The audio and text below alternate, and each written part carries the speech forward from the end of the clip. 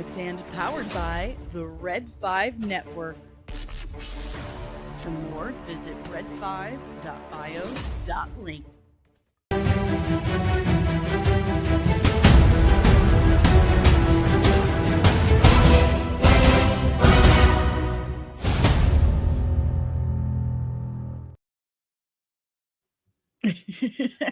Why is that not playing? Good morning! Good morning, everyone. How are you? Super chill stream today. It's a really slow news week, really. I mean, not a lot going on. Sorry, my ankle's really itchy. Itchy. I've been outside digging and stuff, and I'm just itchy. Good morning! Good morning. We're just going to hang out and chill and stuff. There's not a whole lot going on. So, I didn't want to skip another day because, I got to go to the doctor tomorrow, so I won't be here. So I didn't want to leave you guys hanging.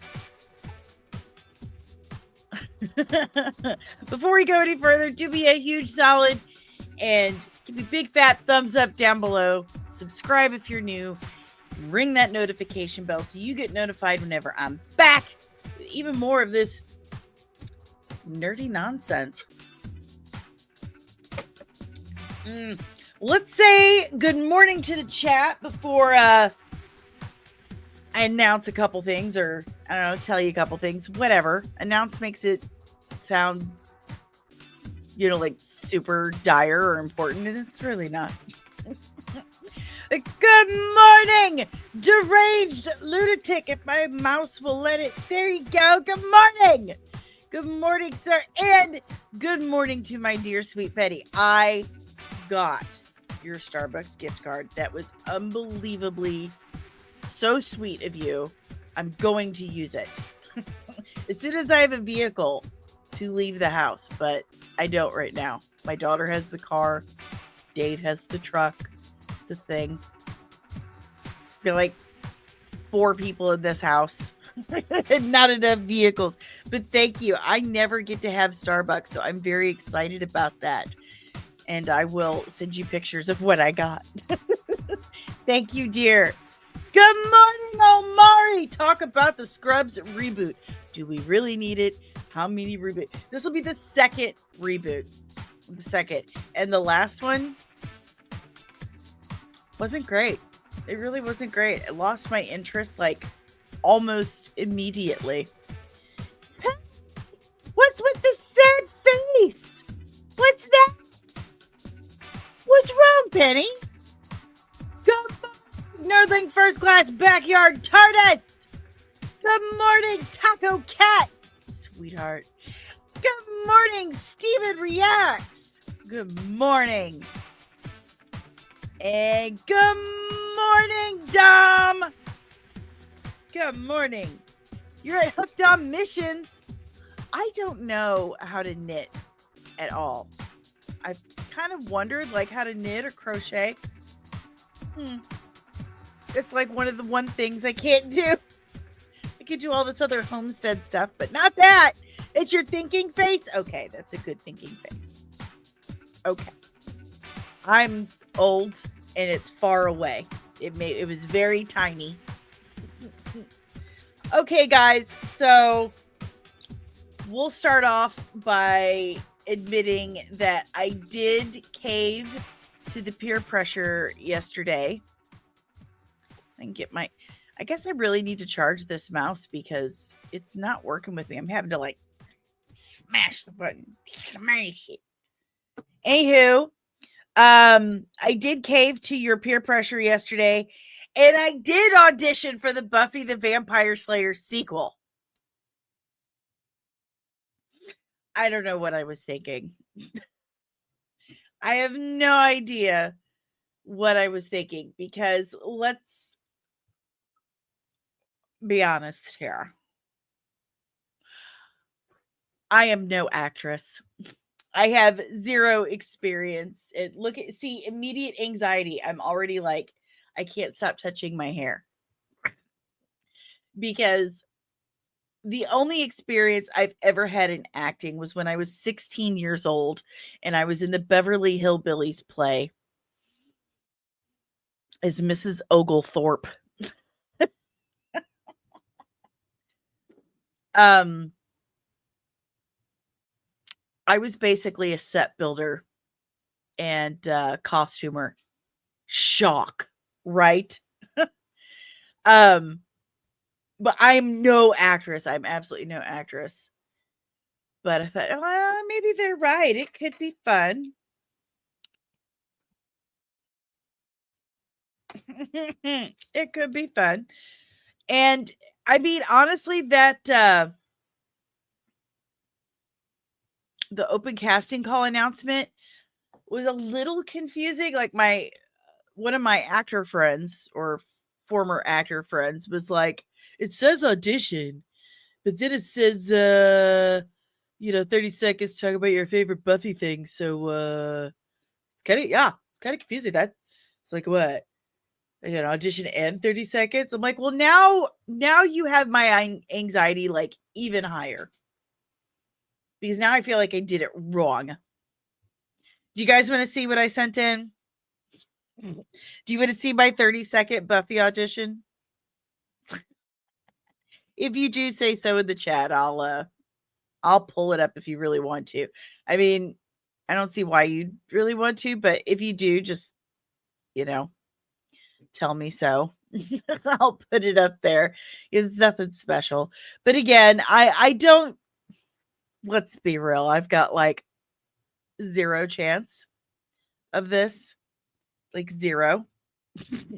But it's something I have never done before.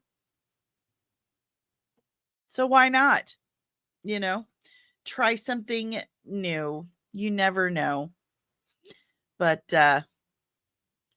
yeah, we'll say two people. If two people want to see it, if two people want to see the my 30-second Buffy audition, I'll put it up there. Good morning, Patricia, and thank you. You are so good for my ego. I just want to remind you of that. And that lightsaber is right there. See that white stripe?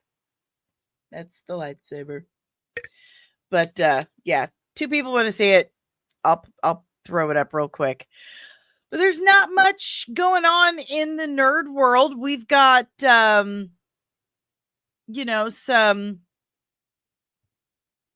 casting rumors for this Street Fighter film. I've heard things about Roman Reigns and Jason Momoa being cast in it, or at least being, in talks. Like, apparently Jason Momoa is in talks to play Blanca. Okay. I still maintain that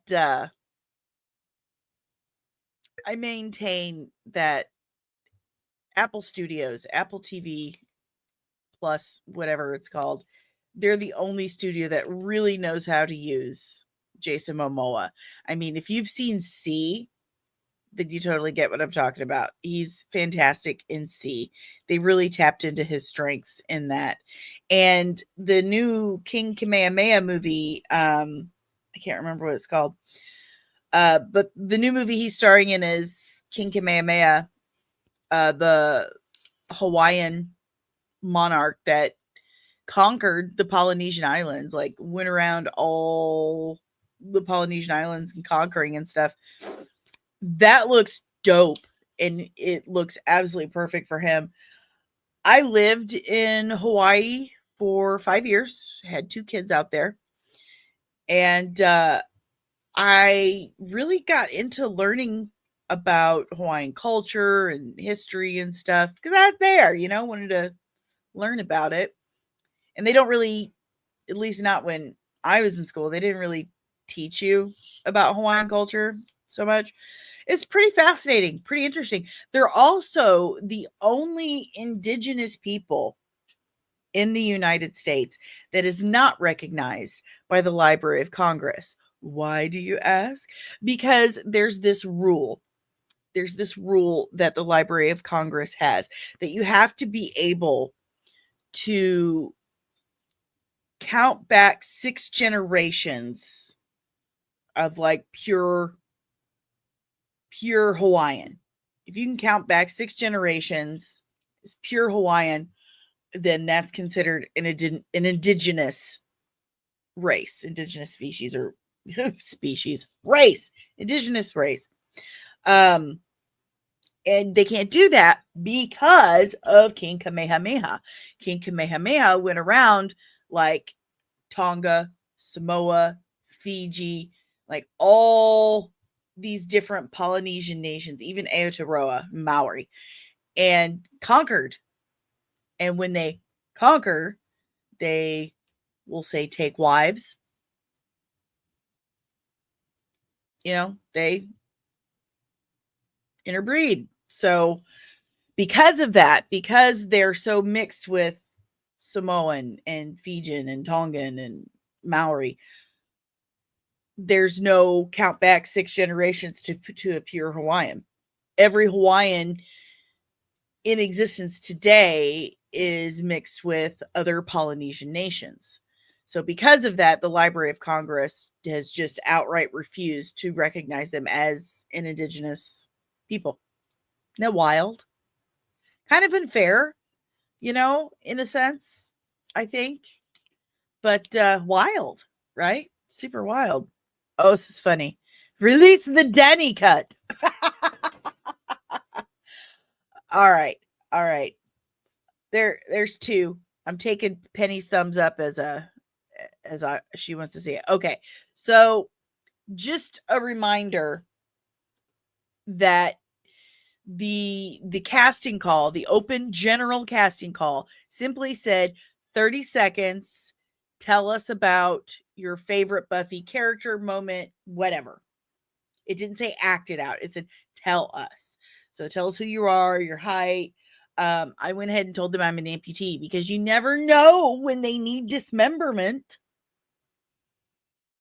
It's just a bonus I have of being an amputee. But anyway, here is my very cringeworthy 30-second audition that I sent in to Buffy the Vampire Slayer sequel series. They also asked for a headshot and stuff, so that's basically just my profile picture. And luckily I have an IMDb.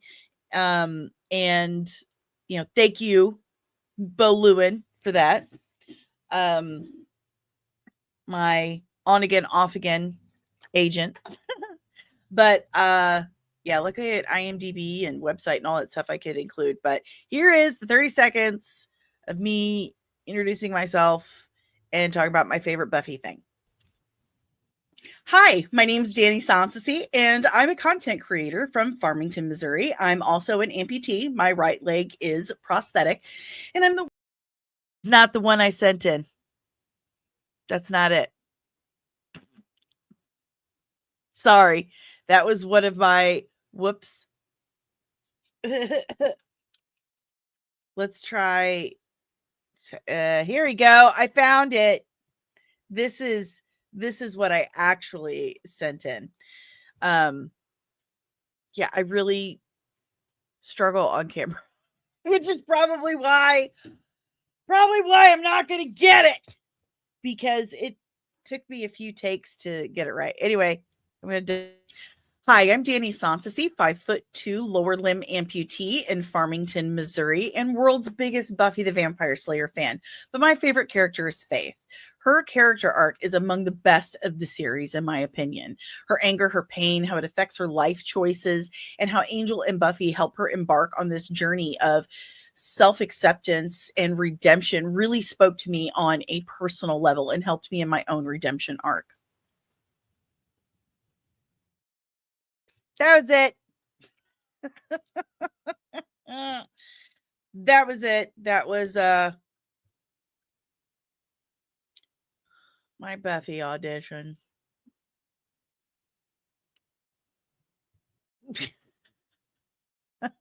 Good morning, Loki, and thank you. I doubt it, but thank you guys.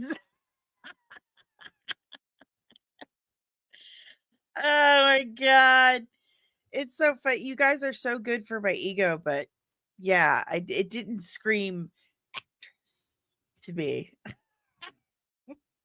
I did CJ or CJack or at CJack Productions said that he will personally send me a little Oscar statue if I get it. So that was it. That's what I did. And it's you guys' fault. It's your fault. You told me to do it. So I did it. And now I have anxiety and I can't stop touching my hair. I need a drink.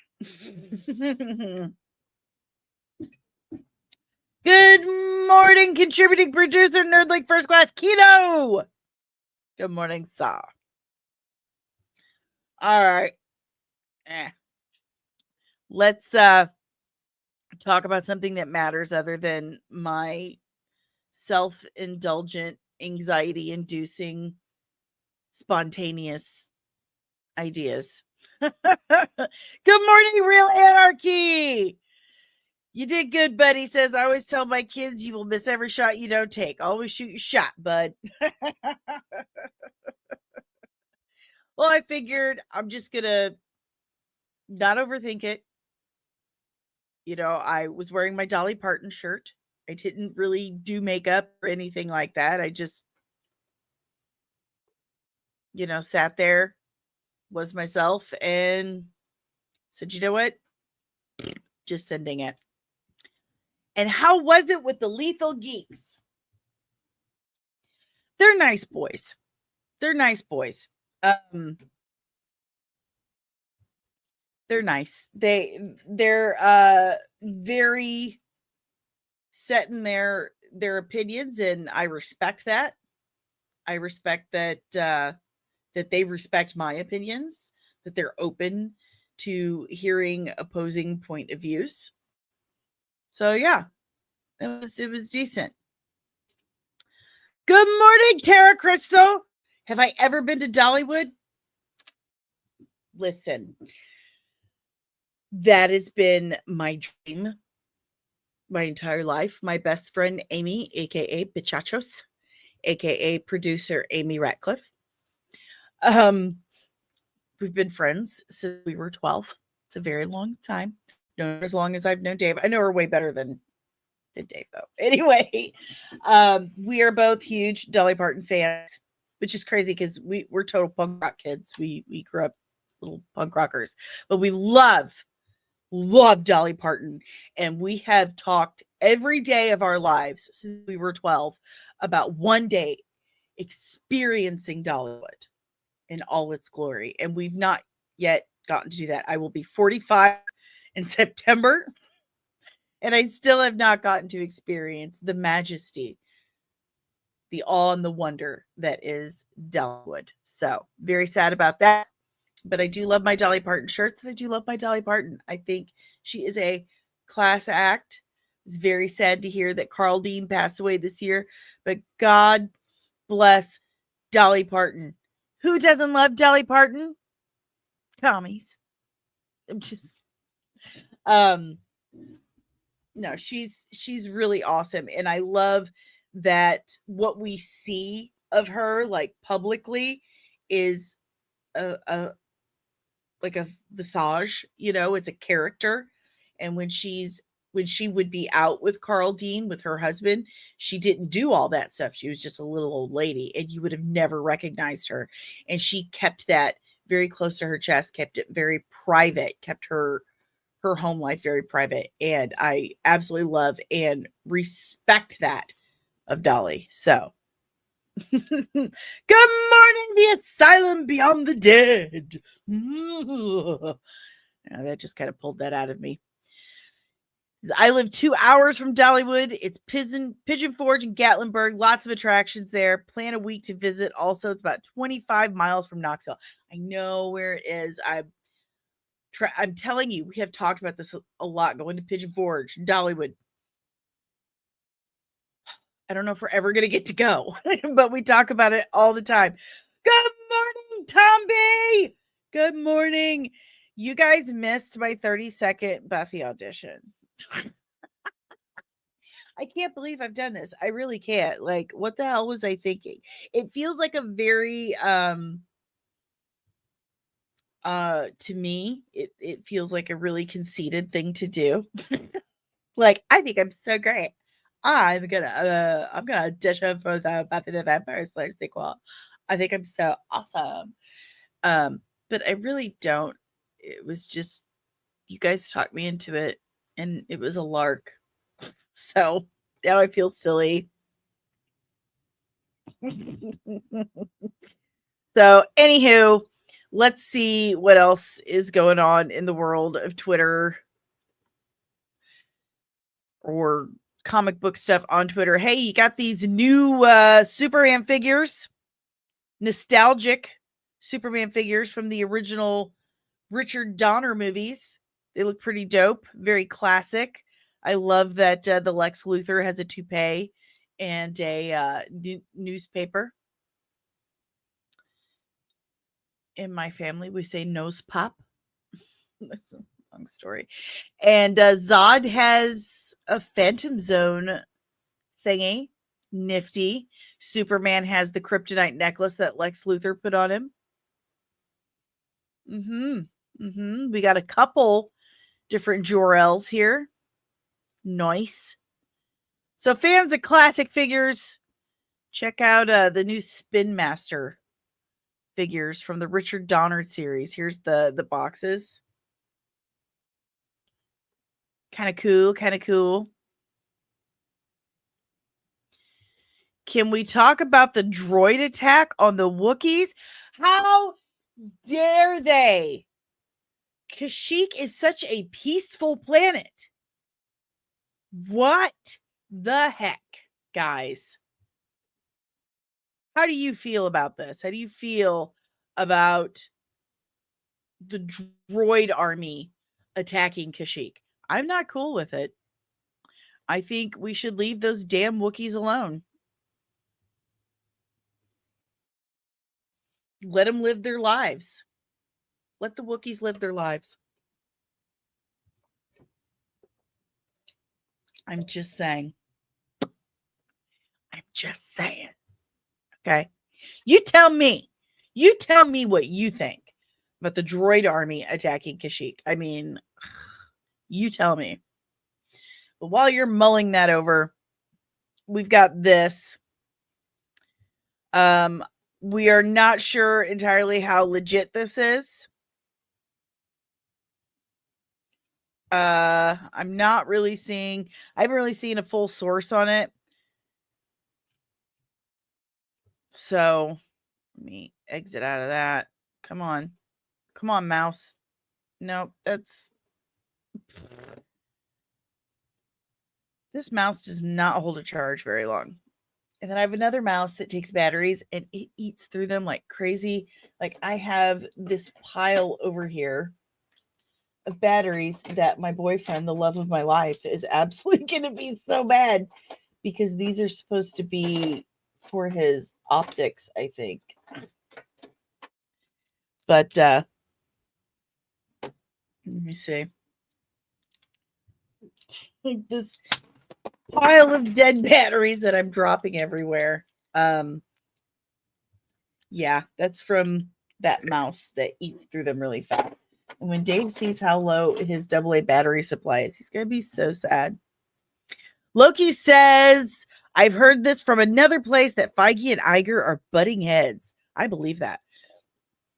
Terracris says, unless the droids have mass numbers, which they normally don't, they don't stand a chance. Yeah, those Wookiees, man, they got those bow blasters, and those are freaking tough. I love a bow blaster. I loved it in Fortnite. Loved it. But Kino says this reads kind of like an opinion piece, but mentions that Bob Iger, Kevin Feige thing is also mentioned. So anywho, here is what we've got. It says Feige battling Disney over action versus social commentary. Go figure. Here's the thing though, and this isn't my opinion. This is just a straight fact. And I'm not saying whether it's a good thing or a bad thing. I'm just saying this is absolute fact. But X-Men has always been social commentary from Jump Street. It has always been social commentary on race relations and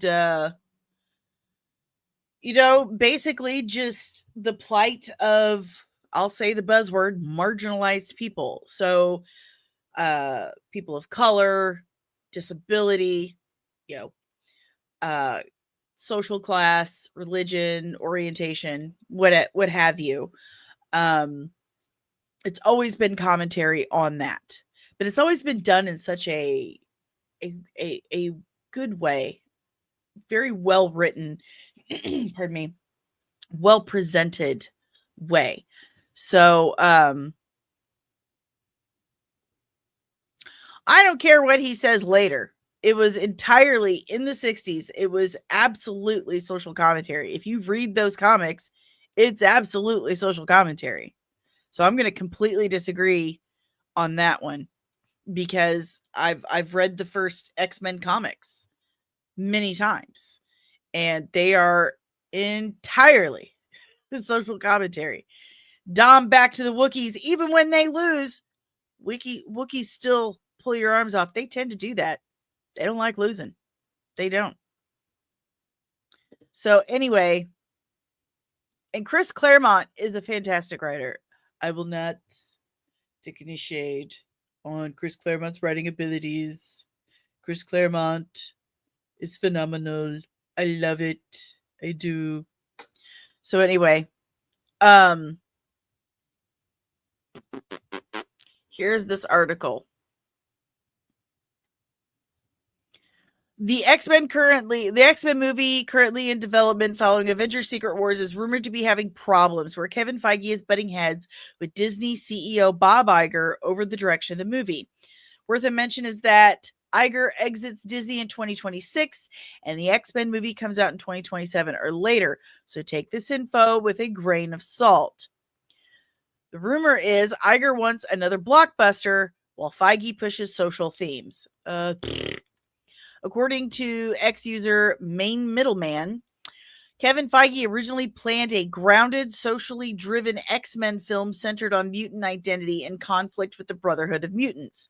However, Disney executives reacting to recent box office disappointments of Thunderbolts and Captain America Brave New World, Disney recently named Cap 4 as a fail in its investor report, pushed for a more action-heavy, spectacle-focused script aimed at mass appeal. I can't believe I'm going to say this, but I believe the executives are correct in this one. It's claimed the final version of the X-Men movie will prioritize blockbuster elements and fan service with less emphasis on ideological themes. Feige wanted a more grounded X-Men story with a plot that really focused on social issues and a disagreement about what it means to be a mutant. He wanted a powerful, dramatic movie that really showed what the X-Men were all about, with the Brotherhood of Mutants as the bad guys. That actually sounds pretty dope. But can we add the blockbuster action as well? Because let's face it, X-Men's known for that too. They just are. But that's not what Iger and Disney want. Aware of the poor performance of more restrained films, especially the disappointing box office results like Captain America 4 and Thunderbolts recently, the script has been requested to focus on a great event film to get a wider audience attention. So expect MCU's first X-Men movie to be huge on events, focusing on the box office with more action and fan services. Ideological issues will carry on, but they will be less important in dealing with something bigger. Worth a mention is that the two big movies post Endgame from Feige and Disney that have been a success are Deadpool, Wolverine, and Spider-Man No Way Home. With everything else, including the MCU shows on Disney Plus, a massive bust. So it sounds like Disney and Iger want to have the X-Men movie be another big event film, while Feige wants to make the X-Men to be more about social issues. Here's the thing.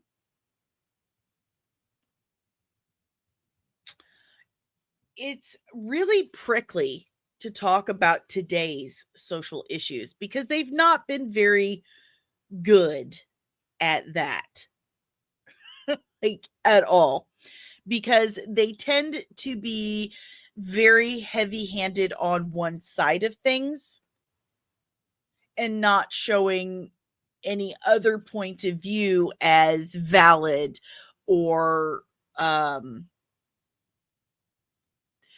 anything short of being ultimate evil. And that's completely untrue. Untrue. Um, there is not a human being alive that is 100% one thing or 100% this other thing. That's not how the human mind works. Okay. There's always something that we can relate to with anyone, anywhere. And this is something I was talking about on that Lethal Geeks show, that anyone can relate to anyone else on some level. You just have to find that thing. And the problem they have had with their quote unquote woke thing they've been doing is they're trying to make one side completely unrelatable, that it's evil, it's bad, it's completely unrelatable.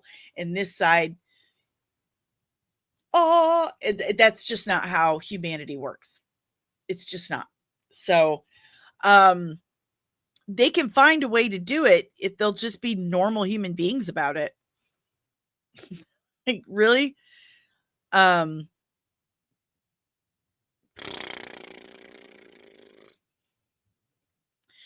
Action Packed is saying people confuse Stan saying that he originally didn't plan Xavier and Magneto to be MLK and Malcolm X allegories with Stan not making the mutants a social commentary.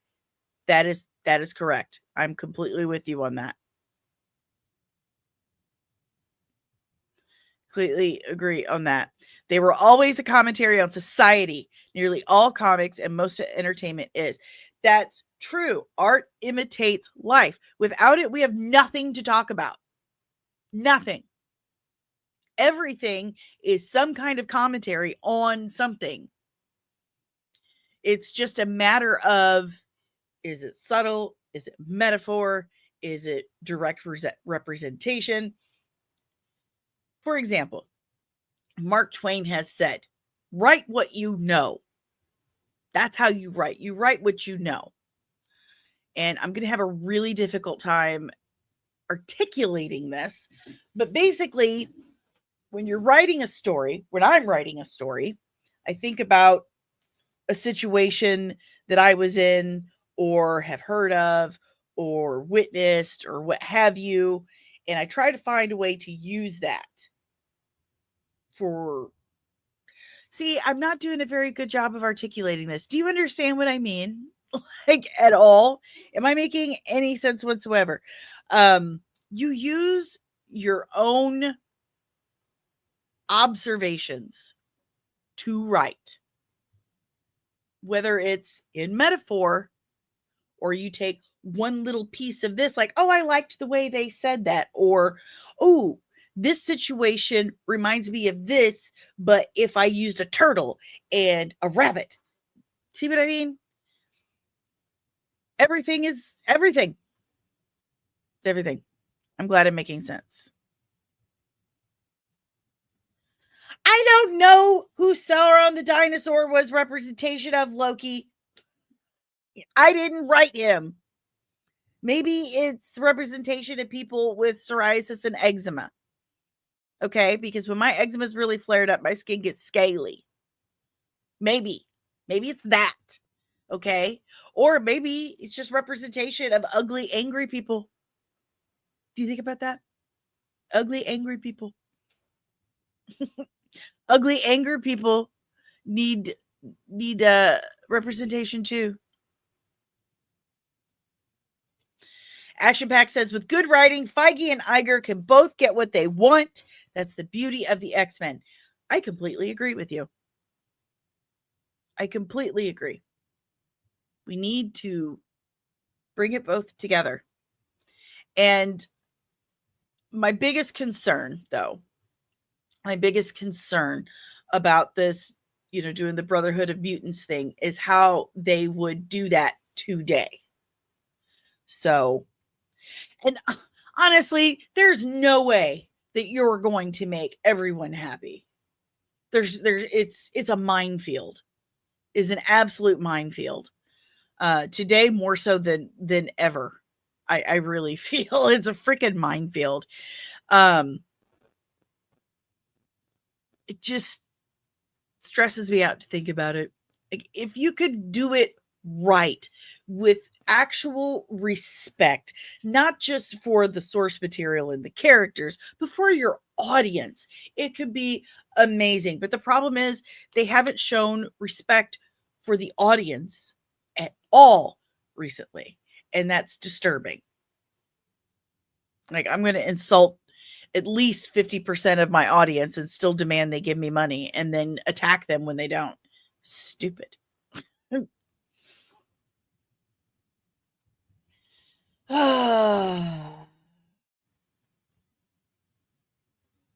see. When has Marvel ever said one side is bad or evil? They clearly support liberalism, but they never flat out reject conservatives or conservative values in their movies.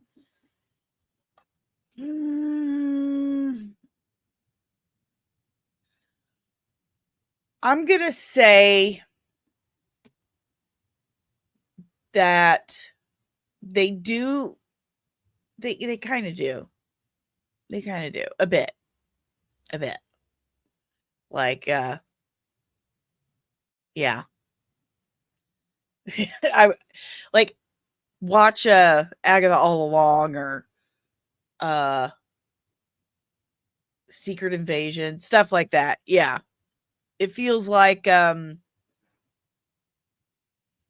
by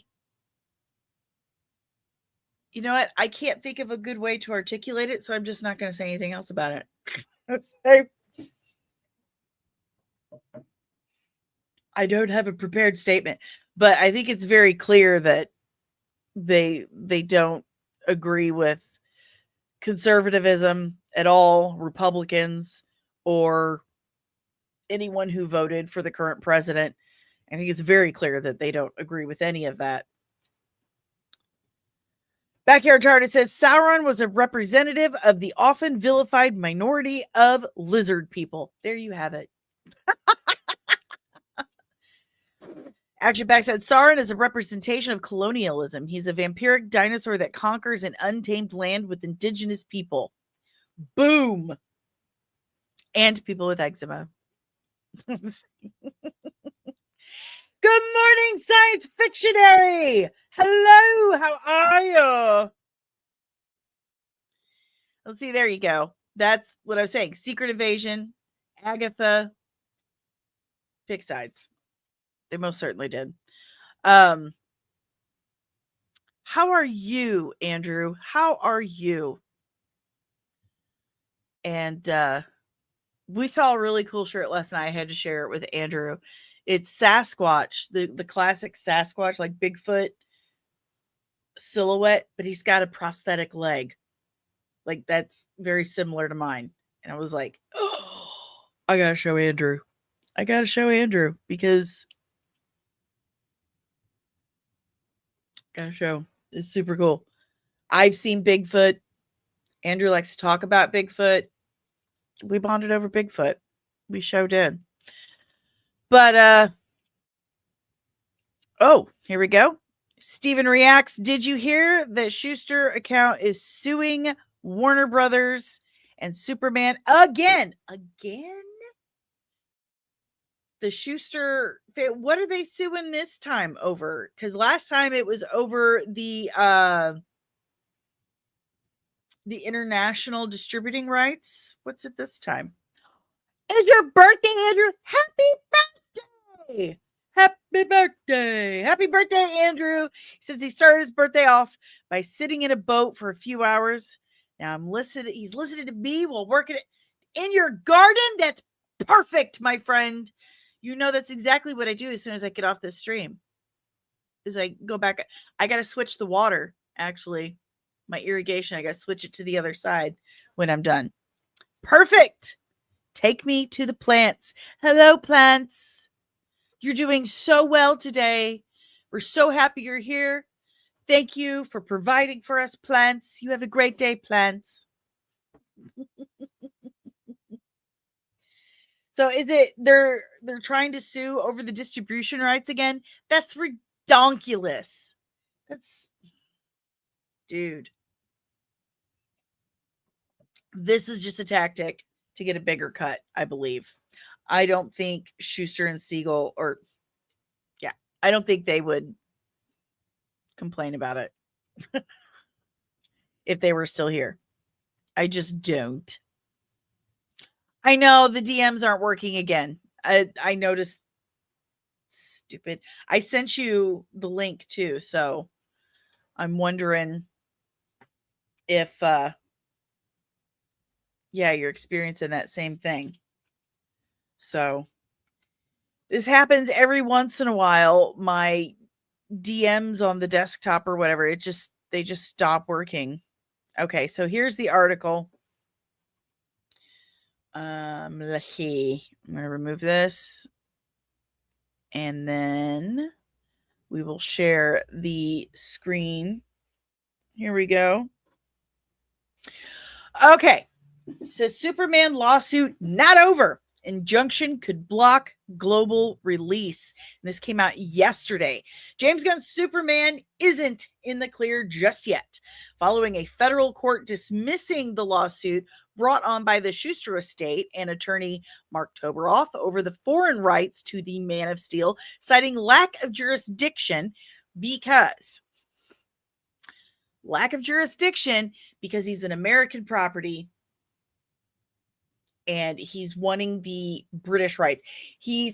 So this is Schuster's nephew who's claiming that under British rule, since Schuster's been dead 25 years, the copyright licenses go back to Schuster's estate. Whatever agreement he made with DC is now null and void because it's been 25 years after his death and it's supposed to go back to his estate. So the nephew was saying, you don't have the rights to distribute this legally without my consent and without paying me a bigger chunk. And the British courts were like, dude, this is an American property. We don't have jurisdiction here. And so they dismissed it. Well, now they're asking for an injunction, which would stop the release of Superman movie in various foreign markets. Any market that operates under traditional British law. So it says Toberoff versus Superman take 2.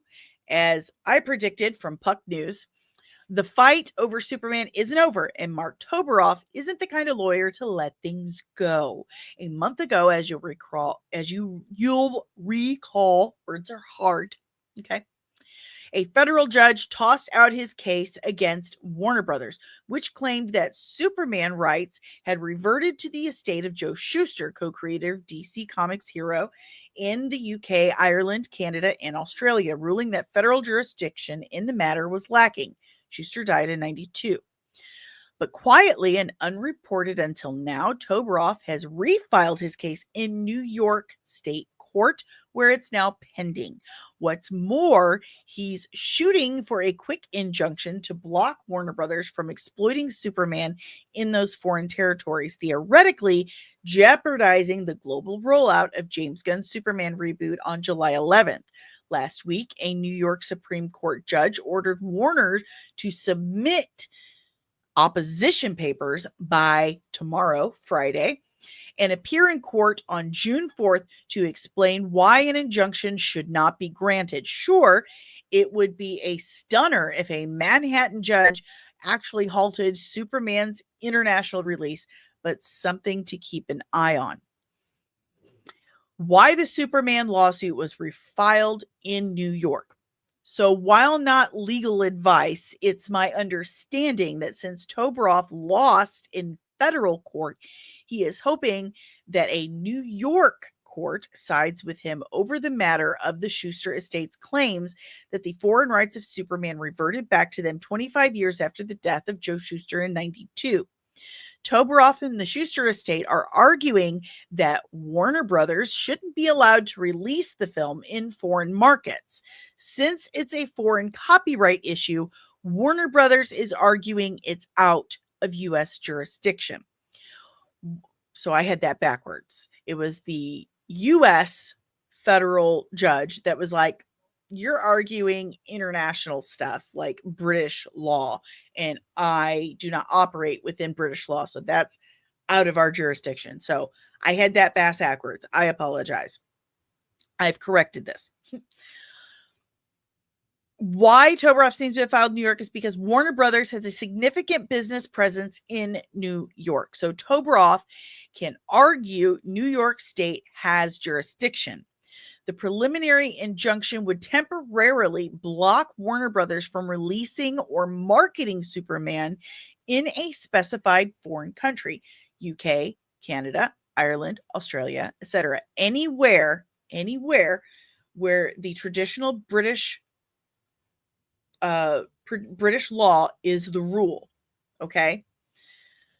Anyone who practices British law, until the court can fully hear and decide the case, which may come after the July release. So even if the court would later side with Warner Brothers, Toberoff and the Schuster estate would likely get the win, because if the release of Superman is blocked, we can guess that Warner Brothers would be quick to settle. We'll find out more on June 4th. This is something we talked about before. Okay? I've said this before they dismissed it initially. I said that the problem isn't whether or not the Schuster estate has a case. The problem is court dates. You file something, you're not going to get, oh, your court's next week. That's not how that works. They have a docket, they have a schedule.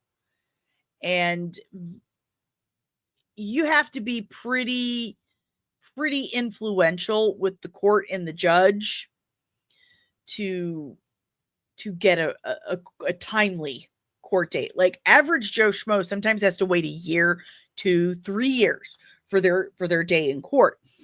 So filing this injunction isn't so much about them knowing, okay, we have a really strong case, we're going to win this. They're filing it because they know we are less than 2 months out from Superman hitting theaters.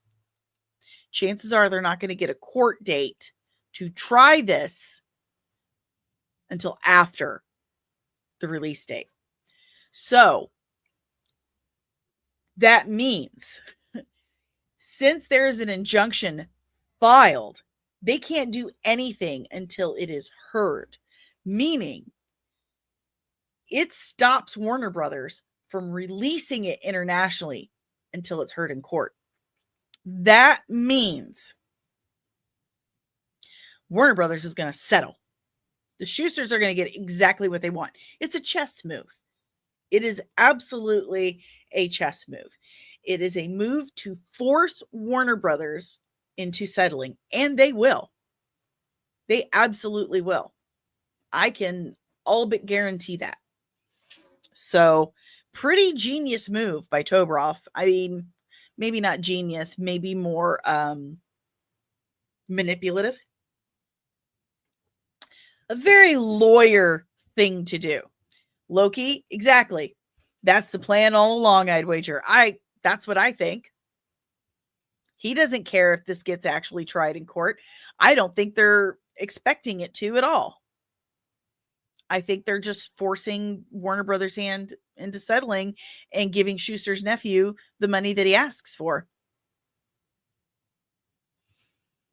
So, Backyard TARDIS. Superman stands for truth, justice, and pending British copyright.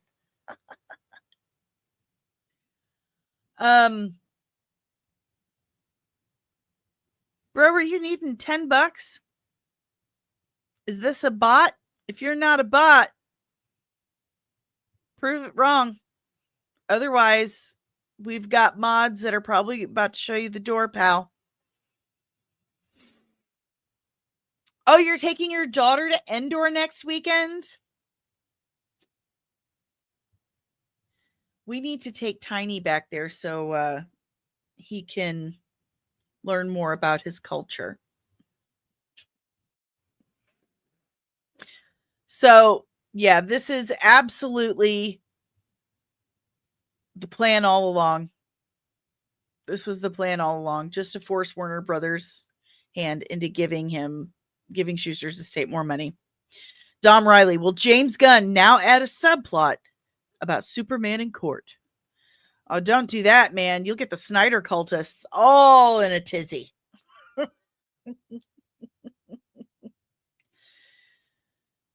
You get them all worked up.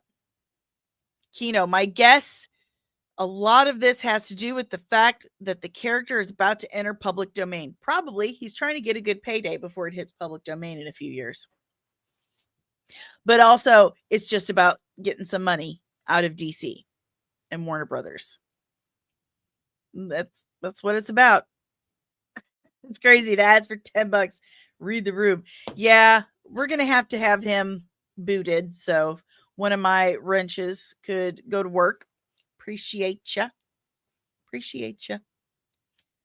But yeah, this is it's a pretty manipulative move, and I agree with Loki. I think it was the plan all along. It was a plan all along. That's what they wanted to do. Backyard TARDIS says, going to a festival showing Return of the Jedi in a forest where it was filmed. Shut the front door. I am so unbelievably jealous. I'm so jealous. Lucky. How about $3.50? How about someone send me that $10? Now, if that dude wanted to send me $10, here you go. Here's my Cash App, sir. You may send me $10 right here. Knock yourself out. All donations are appreciated and help me pay for streaming software and equipment. Like, I broke my earbuds. Only the left one works, and I'm gonna name my earbuds Lance. And name him Lance Armstrong because the right one's busted.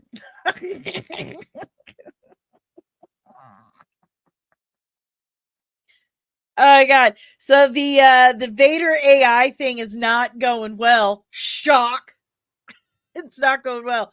The Vader AI on Fortnite, and SAG has now filed a lawsuit over it. Despite the fact that James Earl Jones signed his rights, his voice rights to Lucasfilm. Lucasfilm and Disney can do whatever they want with his voice now because James Earl Jones gave them the right to do so. But despite James Earl Jones having allowed Lucasfilm and Disney to do what they may with his voice, SAG-AFTRA is like, no, you can't do that, and is now suing. Dumb. You're going to lose that. You're going to lose that because they have the rights signed over by James Earl Jones before he died. So,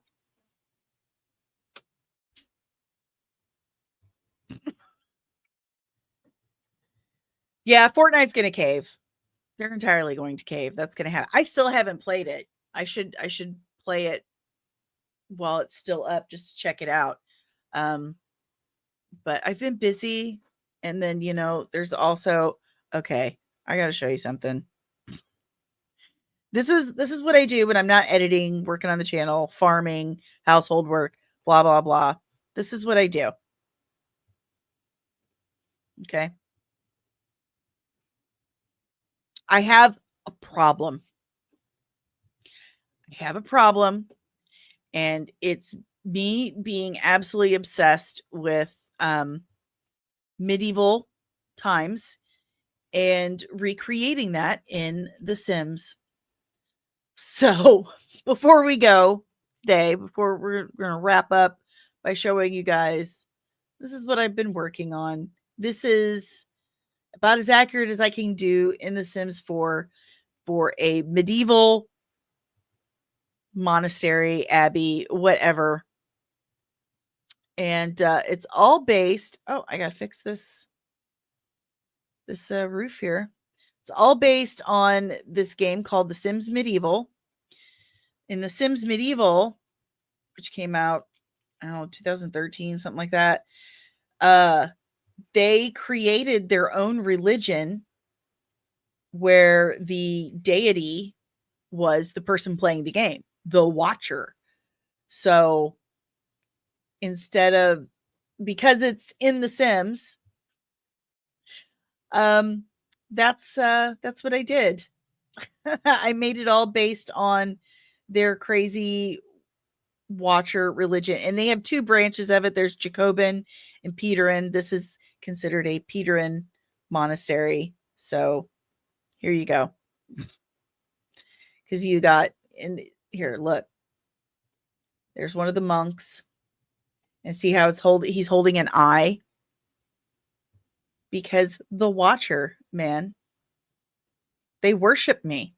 Who wouldn't want little AI characters worshiping you? See, and there's the watcher's eye.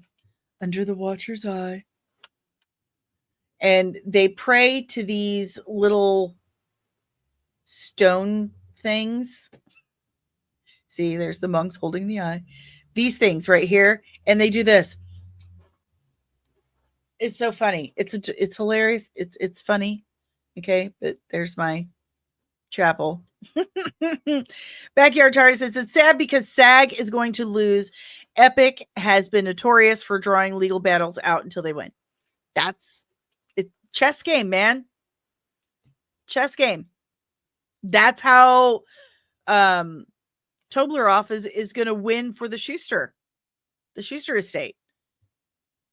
That court date, that filing stops everything until they have a court date.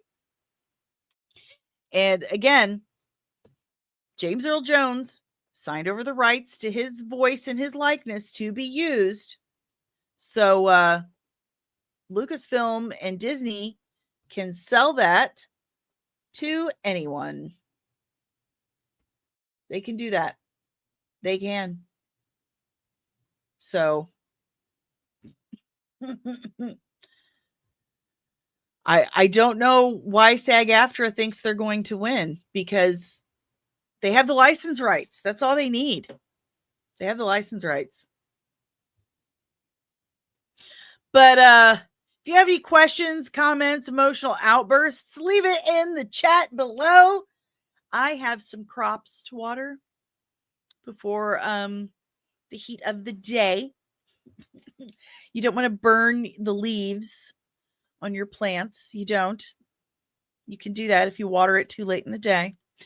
But before you go anywhere, do anything, make sure you hit that like button, subscribe if you're new, and ring that notification bell so you get notified whenever I'm back with even more nerdy nonsense and probably really bad takes and horrible articulation. Sometimes I just don't effing know how to explain myself. And then people think, see, you don't have any facts to back up. No, I just don't know how to talk. Okay? Sometimes I just don't know how to frickin' talk. It's just how it goes. Anyway, if you would like to help support the channel, the easiest and freest way is by the like and subscribe and the sharing and the commenting. That's the best way. Easiest and freest. But there's other ways where you can help. I'm still not monetized. We are at almost 4,500 subscribers now. Okay. So we're on our way to 5,000 subscribers. I'm still not monetized. Yesterday, I was at 2,092 watch hours. Today, I'm at 2,084. It's been doing that every day this week. It'll go up 10 hours, then go down 10 hours. Up, down, up, down. It's like it refuses. It just refuses to let me get any closer. So I'm still not monetized. And that is a bit of a struggle because I've been doing this 5 years. And I try to stream anywhere from 4 to 5 days a week. And, I try to edit fully the breakdowns and stuff. But all that software, the access to the streaming software, the editing software, the ability to go live on Twitter, that actually costs money. Like all that stuff costs money. And because I am not monetized, it doesn't pay for itself. And I have this extreme mom guilt of, I feel like I'm taking away from my family's money to pay for my silly little hobby here. So the only way I can keep going, what's the word I'm looking for? Sustainably, is by help from you guys. And there are options, there are ways to do that. And the first option is that QR code right there. It takes you to buymeacoffee.com/comics and MUA. And you can tip me as little or as much as you like to help support the channel. If you're not familiar with Buy Me a Coffee and that makes you a little uneasy, I can totally relate to that. I'm old, okay? New things scare me too. They do. So as we discussed earlier, pardon me, I burped. I'm sorry. I also have Cash App, as that one guy in the chat pointed out, begging for $10. Like, dude, I need $10. Like, I seriously need $10. But anyway, I have Cash App as well. $ DanielleSoncasie. And you can also try checking out the official Nerdling Army at patreon.com/comics. And there are 3 different tiers, starting as little as $3 a month. And you get exclusive content, outtakes, behind the scenes, sneak peeks, the exclusive Nerdling Army chat, and your own exclusive merch that corresponds directly with your specific tier, which we call rank and insignia. And you get that exclusive merch every 3 months for the first year of your membership. And of course, the higher your rank in the Nerdling Army, the sweeter your merch gets. In fact, if you join the highest tier, you get a hoodie with Nerdling Supreme rank right on the front. I think it's super dope. I do. And you can also use the Patreon to request breakdowns. It is the only place where the only way I will accept breakdown requests, by joining the Patreon. Right now, I am editing my breakdown requested by Nerdling First Class Backyard TARDIS of DC Comics The Question. And I'm so grateful that he requested this character because I freaking love it. He's complicated, he's confusing, and crazy, but I absolutely love him. So join Patreon today. In fact, I showed sneak peeks of the makeup look I did inspired by the question. It's pretty complicated and complex itself. Not really. It just looks weird. Okay, I can't lie. Anyway, I have other options. I have lots of affiliates you can choose from. All of these links, all of my affiliate links, they're all in the description below. And every single one of them, you get anywhere from 10 to 15% discount. So if you need comic books, memorabilia, collectibles, stuff for your dog, new glasses, any of that stuff, check the description below for all of my affiliate links. And I have a merch store at comicsandcosmetics.etsy.com. Sometimes I get a wild hair and I get inspired to make a little something, and I put it on the merch store. I don't know what to do with my hands. Anyway, all of my nerdy loves, all of my nerdy obsessions, I've made a design for it, and it's on the Etsy store. Some of the most popular stuff is the Dune merch, which can't blame them. It's my favorite too. So, and if you are enjoying what I am putting out there, if you like this podcast, please consider donating. But also, you might enjoy more from the network I'm a part of. So where is my overlay? That's super weird. Why is it not doing that? It hasn't been up there the whole time. What the crap? Anyway, I am a member of the Red 5 Network. This podcast is powered by Red 5. So if you enjoy this, then you'll probably enjoy more of the Red 5 family of podcasts and content creators. We are all exclusively nerdy. There's a little something for everyone. And if you can't find a podcast or channel or post from the Red 5 network that strikes your interest or sparks your interest, you're probably just super boring and you need to find an interest. So you should definitely check out the Red 5 network to find an interest. But check out red5.bio.link today to discover more of the Red 5 family of podcasts. Yeah. Dom Riley, did you watch Murderbach? I did, and I liked it. I enjoyed it. I sure did. So, thank you. Thank you for posting about it. I know you didn't like it, but I enjoyed it.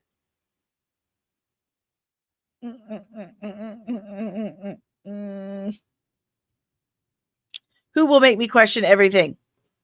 Oh, that's last year's hours dropping off. We all need to do extra to make it. Dude, it's every day those hours go up and down and it's driving me crazy.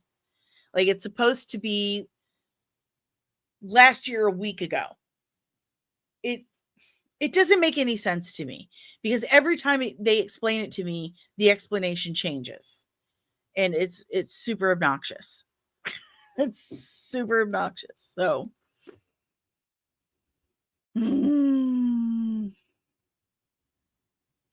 like before it used to be you had to have 3,000 watch hours total minimum. And I was like over halfway there when they changed it. I was pretty early on. Well, I don't know. I think I might have been a year and a half, 2 years. No, I think it's about a year in to podcasting, to doing this when they changed it. And I was like, I was almost there. And then they changed it and it went down to like 600-700 hours. I was like, are you kidding me? How does that happen? And ever since then, it has been an absolute struggle. Yes, it's the last 365 that I'm aware of. But their explanation of how that works changes all the time. Like all the time. It doesn't make sense. It doesn't make sense because if it's the last 365 days, I should be over 3,000 hours. Because you're telling me, I'm not bragging here, and I don't even think it's a brag because people get way more views than I do. But I get anywhere between 5,000 to 6,000 views in a 48-hour period.